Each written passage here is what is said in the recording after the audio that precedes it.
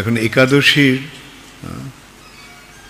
পালন করতে হয় দ্বাদশীর দিন, একটা নির্দিষ্ট সময়ে একাদশী ব্রতটা ভঙ্গ করতে হয়, যেটাকে বলা হয় পারণ।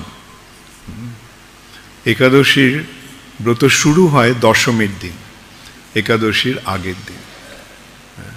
আগের দিন সংকল্প করা হয় যে আমি একাদশীর দিন এইভাবে একাদশী ব্রত পালন করব। যেমন নির্জলা একাদশী, মানে আমি জল খাবো না। হ্যাঁ, কোনো কিছু খাওয়ার কথা তো দূরের কথা, জল পর্যন্ত আমি পান করব না, নির্জলা। তারপর সারাদিন কি করব? 64 মালা জপ করব। সারা রাত জেগে থাকব, সারা রাত জেগে কীর্তন করব। এইভাবে একাদশীর সময়, একাদশীর দিন, একাদশীর আগের দিন, দশমীর দিন সংকল্প করা হয়। এমন নয় যে সকলেই এইভাবে সংকল্প করতে হয়, আমি একটা দৃষ্টান্ত দিচ্ছি। সাধারণত কি করা হয় এখন? আমি অন্ন খাবো না। অন্ন খাবো না মানে চাল, ডাল, গম, ভুট্টা, এই ধরনের আমি খাবো না। কেন খাবো না? কেন আমরা এইগুলো খাই না একাদশীর দিন? কার কার জানা আছে? হাত তোলো। আচ্ছা, সকলের জানা নেই। ভগবান এক সময় যমরাজের ওখানে গিয়েছিলেন, যমরাজের রাজধানী। সেই যমরাজের বাড়িতে গেছেন। যমরাজ, যমরাজ মহাজন, তাই না? যমরাজ একজন মহান কৃষ্ণ ভক্ত। 12 জন মহাজন আছেন, তাদের মধ্যে একজন হচ্ছেন যমরাজ। স্বয়ম্ভূর, নারদ, শম্ভু, প্রহ্লাদ, জনক, ভীষ্ম। তারপরে কুমার, কপিল, থ্যাংক ইউ, কুমার, কপিল, মনু, বৈয়াসকি, বলির, বয়ম। যমরাজ নিজে এই কথাটা বলছেন যে স্বয়ম্ভু মানে ব্রহ্মা, নারদ মুনি, শম্ভু, শম্ভুকে শিব মহাদেব, স্বয়ম্ভু, নারদ, শম্ভু, কুমার, কপিল, মনু, চতুর্শন 4 কুমার, কপিল মুনি আর মনু, আর প্রহ্লাদ মহারাজ, জনকরাজ, ভীষ্ম, এবং বৈয়াসকি সুখদেব গোস্বামী, ব্যাসদেবের পুত্র সুখদেব গোস্বামী, বলি মহারাজ এবং আমি। এই আমিটিকে যমরাজ। আমরা এই 12 জন মহাজন। তো ভেবে দেখো, যমরাজ ভগবানের মহান ভক্ত। ভগবান শ্রীকৃষ্ণ যখন যমরাজের কাছে গেছে, তখন যমরাজের কিরকম মনের অবস্থা? হ্যাঁ, যমরাজ তখন আনন্দে হরে কৃষ্ণ কৃষ্ণ কৃষ্ণ হরে হরে, হরে রাম রাম রাম হরে। কীর্তন করতে শুরু করেছেন, শুধু মন্ত্র উচ্চারণ নয়, তিনি কীর্তন করে নাচতে শুরু করেছেন।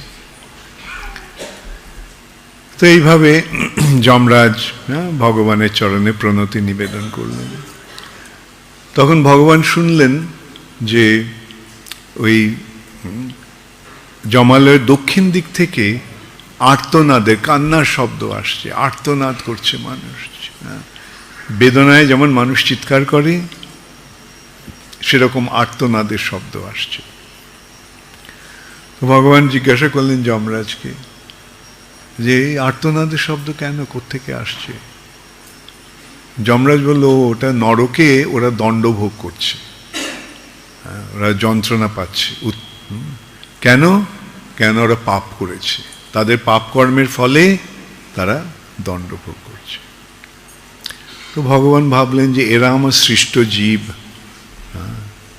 তো এদের এই যন্ত্রণার থেকে একটা উদ্ধারের উপায় উদ্ভাবন করতে হবে। তখন ভগবান কি করলেন, তিনি সেইখানেই এক নারীকে সৃষ্টি করলেন। সেই রমণীটিকে, সেই রমণী হচ্ছেন একাদশী, অপূর্ব সুন্দরী এক রমণী। এবং ভগবান স্থির করলেন যে এই দিনে, এই একাদশীর দিনে যারা এই একাদশী ব্রত পালন করবে তারা সমস্ত পাপ থেকে মুক্ত হয়ে যাবে। তো এইভাবে সকলে একাদশী ব্রত শুরু করলো, একাদশী ব্রত পালন করতে শুরু করলো, এবং তার ফলে যমালয় খালি হয়ে গেল। যমরাজ খুব খুশি হলেন যে ঠিক আছে, এখন ওই সমস্ত কাজ আর করতে হবে না, সারাক্ষণ বসে আমি হরে কৃষ্ণ মহামন্ত্র কীর্তন করব। কিন্তু পাপ পুরুষের এক মহা বিপর্যয়ের সৃষ্টি হল।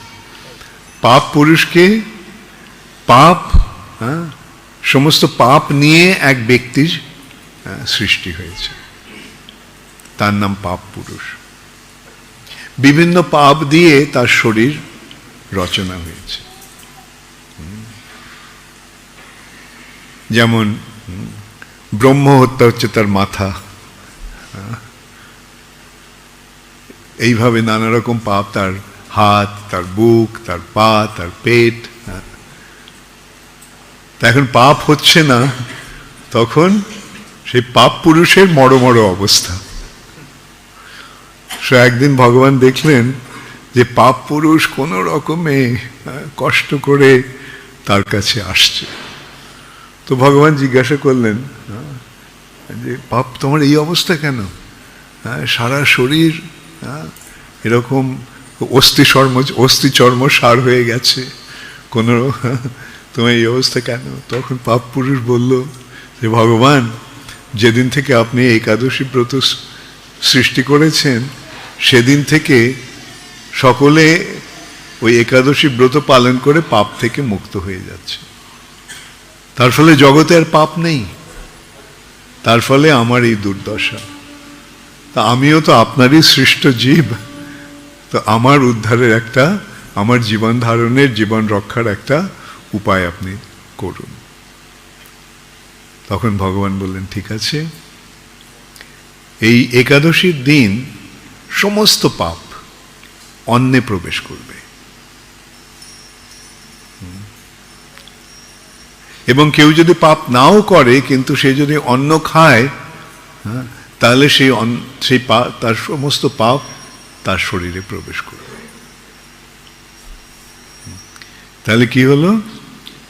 একাদশীর দিনে সমস্ত পাপ অন্নে প্রবেশ করছে, মানে চাল, ডাল, গম ইত্যাদিতে, এবং সেগুলি যখন খাওয়া হয়, পাপ না করলেও সেই পাপগুলি তাদের শরীরে আসে। তাহলে বোঝা গেল কেন আমরা একাদশীর দিন অন্ন খাই না।